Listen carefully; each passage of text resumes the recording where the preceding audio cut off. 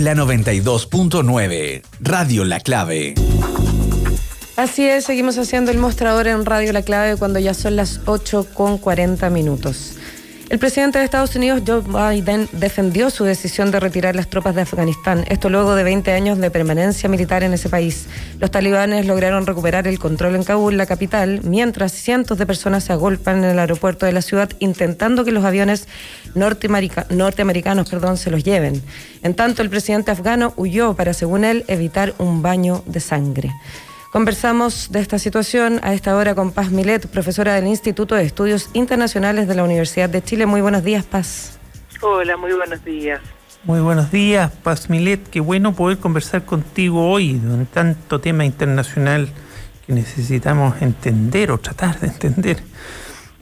Sobre Afganistán, tanto que decir, pero lo primero que se me viene a la cabeza, ¿qué se sabe del plan de retiro, de evacuación de las tropas de Estados Unidos y no sé si quedaban tropas de otros países europeos, tan abrupta que se ve desde hoy? Pero si uno lee prensa internacional, sobre todo de Estados Unidos, este es un plan que ya había empezado a desarrollarse, a ejecutarse desde Trump. Uh-huh. Es decir, lo heredó Biden, fue Donald Trump el que lo empezó a implementar en fin.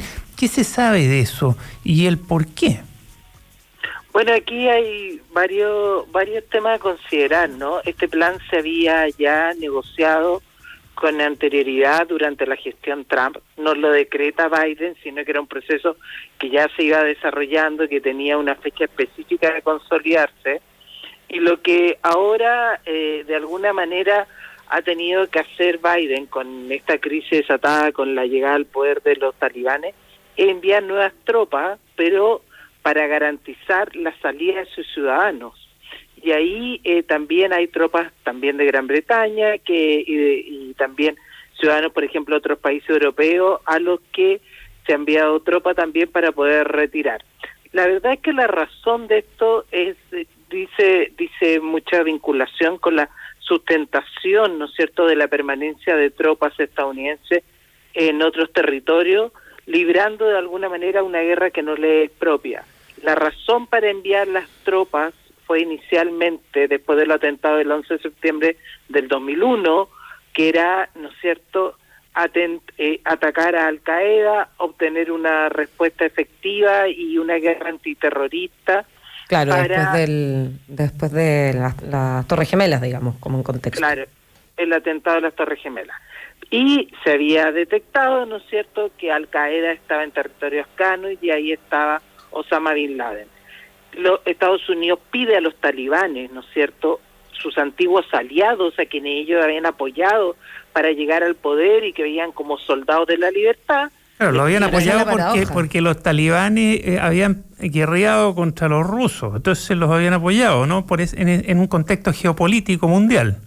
Exactamente, no hay que olvidar que antes, ¿no es cierto?, el territorio afgano estaba invadido por la Unión Soviética y los talibanes surgen en campamentos de refugiados en la frontera con Pakistán peleando contra los rusos. Cuando ellos acceden al poder es con apoyo de Estados Unidos.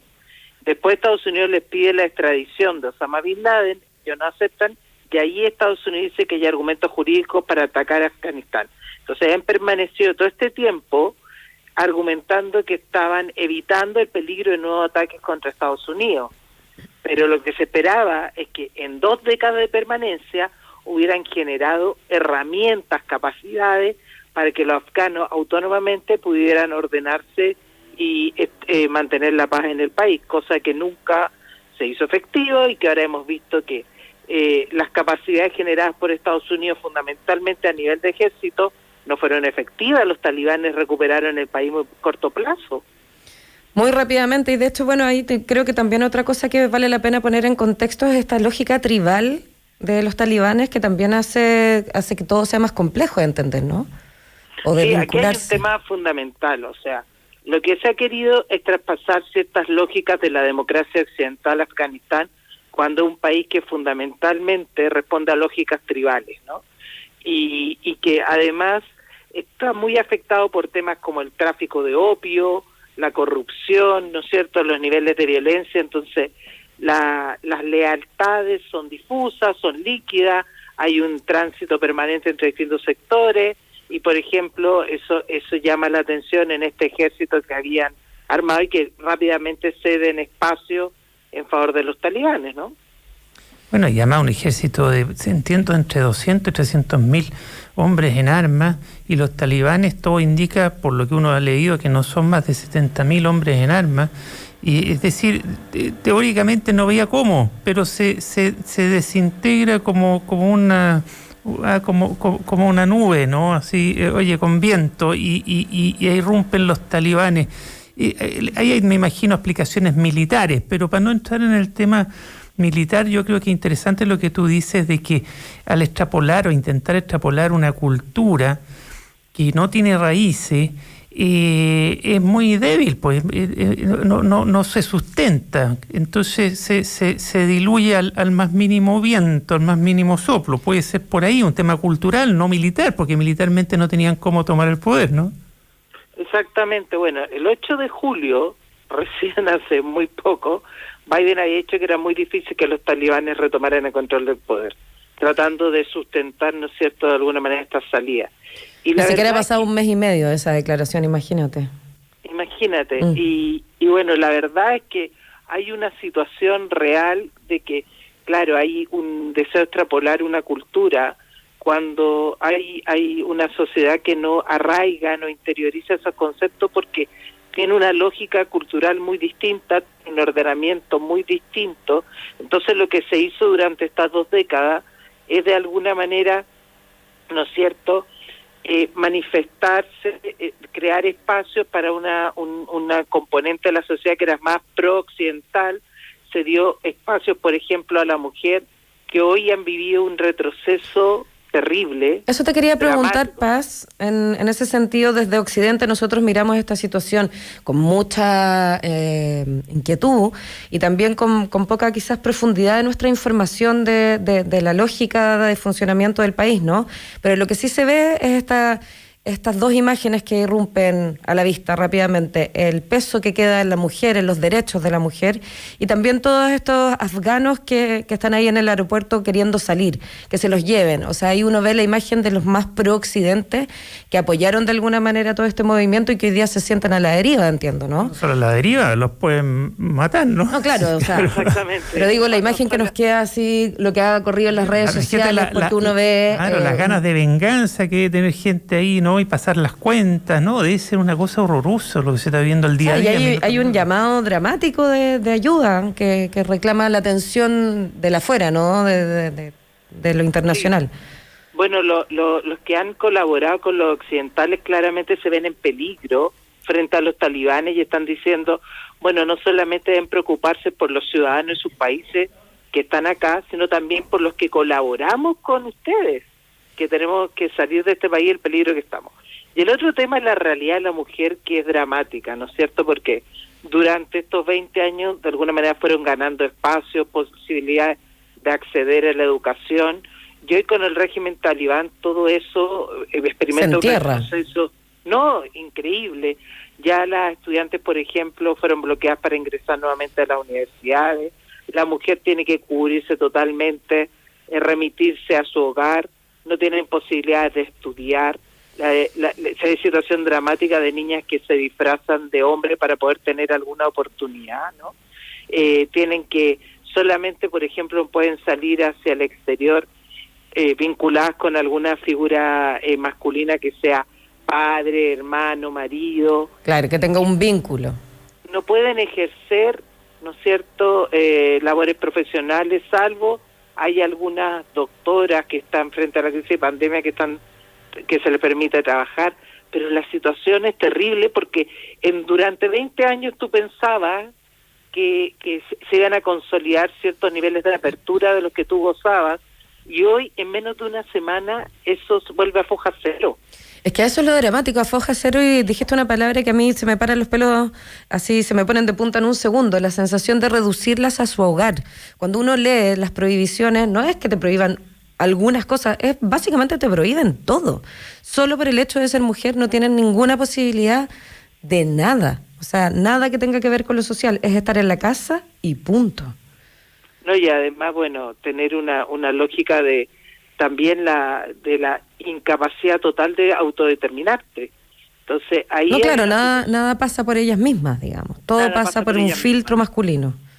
Entonces, es realmente dramático el momento que el mundo en general ha vivido todo un proceso de consolidación de ciertos derechos humanos, de ciertas igualdades.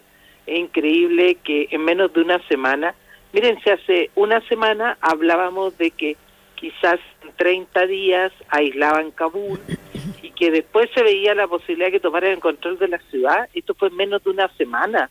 Les dejaron el espacio libre, ¿no es cierto? No hubo ningún contrapeso, huyó el presidente. ¿Y en qué quedaron los 20 años que estuvieron los occidentales ahí protegiendo y se supone que generando nuevas condiciones? Ayer Biden dijo, bueno, aquí nosotros no estábamos generando una nueva democracia, nuevas condiciones políticas. Nosotros lo que estábamos viendo es que no hubieran nuevos ataques contra Estados Unidos, ¿no? Limita y mucho lo que fueron estas 2 décadas. Bueno, y contradice el discurso oficial de Estados Unidos, porque el discurso oficial de Estados Unidos, claro, al comienzo era proteger su propio territorio de atentados que se pudieran planificar desde allá y grupos extremistas islámicos que se entrenaban allá, pero después con el tiempo para invertir tanto dinero era poder armar un país sustentable, con democracia, con un sistema más occidental, con derechos para las mujeres, etcétera, etcétera. Y ese discurso en los últimos días se da vuelta completo y dice, no, si lo que estamos ahí solo para garantizar la seguridad en Estados Unidos. Es decir, no se sostiene, es como dice el viejo dicho, si no te gustan mis principios, los cambio. Sí. Exactamente, entonces hay muchos temas acá, porque no hay que olvidar, eso fue una acción que, claro, surge posterior a los atentados del 11 de septiembre del 2001, ¿no es cierto?, desarrollado por Bush hijo, pero hubo 4 presidentes estadounidenses que dieron continuidad a esa política. Claro, pero con el discurso de que tenían que refundar Afganistán con un régimen sustentable, cuestión que hoy día Biden como que se olvida de todo ese camino, ¿no? Y lo dramático es todas esas personas que quedan ahí en este riesgo real, si no es broma, digamos, lo que está pasando. Claro, y además que, bueno, Obama también había iniciado una retirada y después retrocedió, porque no estaban dadas las condiciones, ¿no? Entonces, hay 4 expresidentes que argumentan que aquí es importante porque es un riesgo para la comunidad internacional. Macron ya lo acaba de decir, es importante que la comunidad internacional se manifieste articuladamente respecto a esto, porque lo que ahí ocurre es un riesgo para toda la comunidad internacional.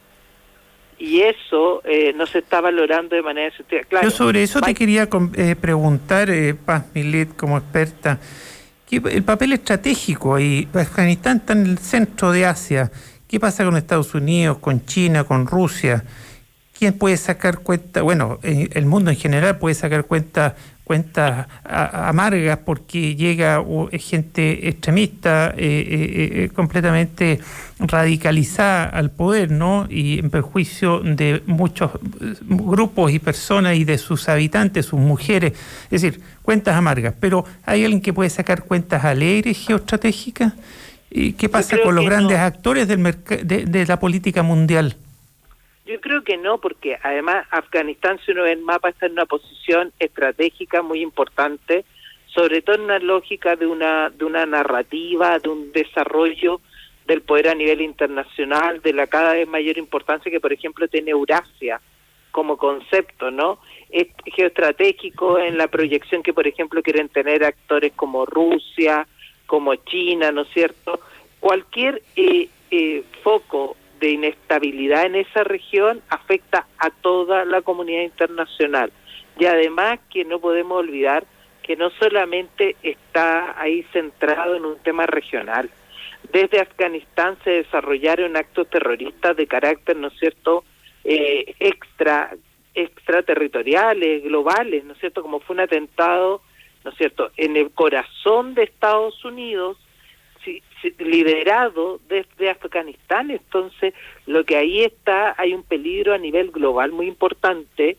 Yo creo que nadie gana con esta llegada de los talibanes al poder. Y la verdad es que las reacciones inmediatas han sido preocupantes, porque, por ejemplo... ¿Qué ha dicho China, por ejemplo? No, básicamente hay preocupación por la condición de inestabilidad y la preocupación por por la salida, ¿no es cierto?, de los que quieran salir del país.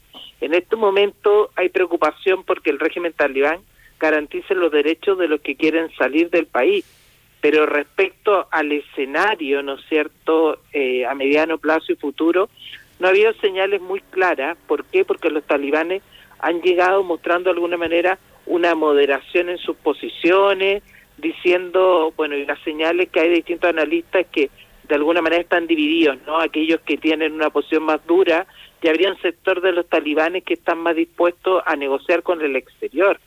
Pero eso falta por tener precisiones más claras, por saber cuáles son los objetivos. La comunidad internacional se confía mucho en que han estado negociando precisamente con los talibanes este proceso de salida, que cree que hay posiciones más moderadas, pero falta ver qué pase cuando lleguen al poder de manera concreta, ¿no? Sí, además, ¿qué pasa con el éxodo? Porque claro, si los dejan salir a los que quieren salir, van a ser seguramente cientos de miles, quizás millones de personas. O sea, después de las imágenes que vimos ayer, tratando de agarrarse de los aviones, es dramático. Y ese éxodo, porque además muchas veces las negociaciones vienen al inicio y después empiezan a tomar más poder los sectores más duros. Entonces, si es el momento de salir, van a tratar de salir. ¿Qué pasa con ese éxodo? ¿Quién los va a recibir?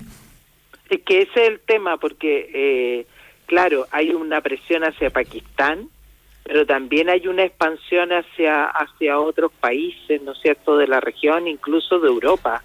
Hay muchísima presión, por ejemplo, por cierta parte de la comunidad afgana por llegar a Berlín.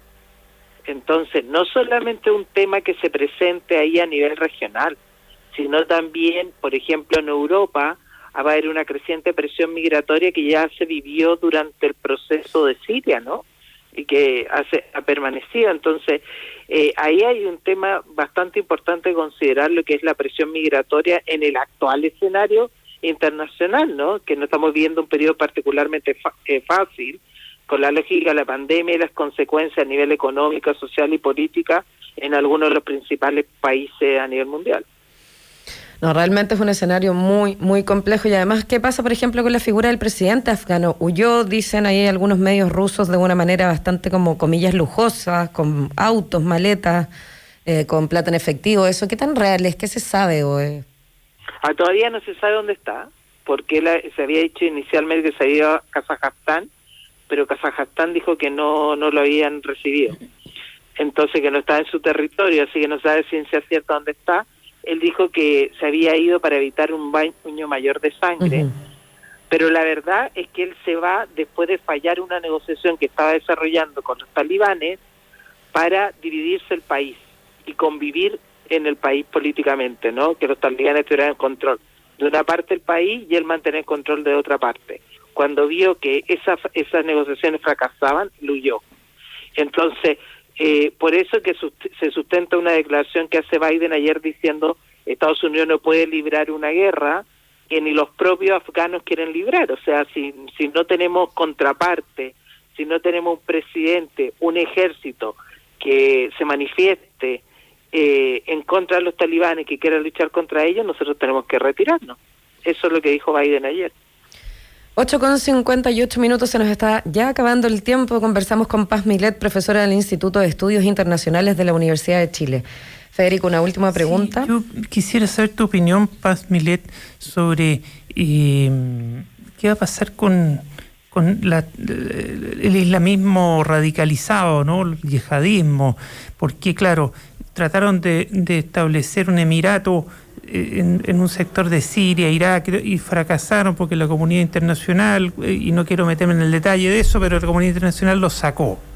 Hoy día ese puede ser un epicentro de un nuevo califato, de un nuevo lugar de extremismo islámico entre medieval y del siglo XXI, con posibilidades de atentados hacia el exterior, incluso digitales. Es decir, una especie de país que quiere crecer gobernado por extremistas musulmanes? ¿Puede ser eso un nuevo califato o no? Ese es uno de los objetivos que de alguna manera buscan los talibanes. Ellos permanecieron muy poco tiempo en el poder, dado, ¿no es cierto?, la intervención de Estados Unidos después del ataque del 11 de septiembre.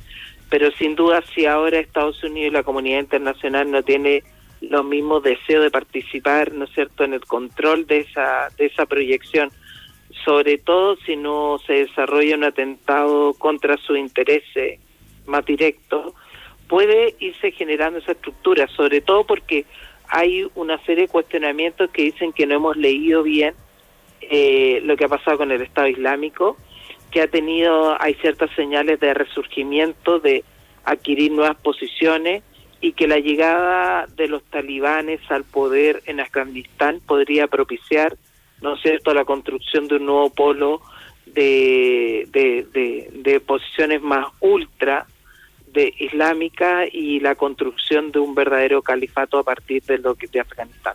¿Y los países limítrofes de Afganistán están sólidos para resistir presiones de expansivas eventualmente de esta especie de posible califato, digamos, por decirlo de una forma? ¿Cómo está Irak? ¿Cómo está Pakistán? Es decir, todos los países que están a su alrededor, hay algunos que están muy débiles, además. Entonces, muy débiles. Por ejemplo, Pakistán, ¿no es cierto?, la fuerte tensión interna que está viviendo Pakistán. O sea, en la práctica, lo que se dice es que de alguna manera las prioridades en la región, desde el escenario internacional, han disminuido y que se han generado nuevos focos de conflicto que se pueden propiciar este nuevo escenario, esta nueva construcción en la región.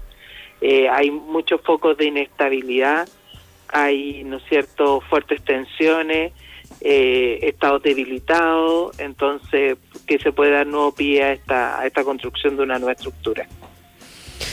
Bueno, muchas gracias, Paz Milet. Ya son las 9:02. Lamentablemente tenemos que cerrar esta conversación por hoy. Te volveremos a invitar para seguir profundizando, por cierto, y también para hablar del caso de Haití, que no nos deja tampoco indiferentes. Lamentablemente, bueno, estuvimos hablando hace un tiempo contigo de su realidad a partir del asesinato del presidente, y imagínate la situación que están hoy día.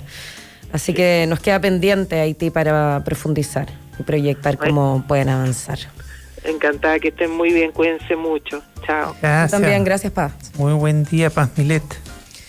Bueno, y antes de irnos a una nueva pausa, quiero invitarte a Copeuch, una cooperativa de ahorro y crédito con más de 900.000 socias y socios, donde ahorrar y soñar es posible con tu cuenta de ahorro Copeuch, donde cuidan tu futuro con un depósito a plazo y con una cuenta a vista que te puede acompañar siempre.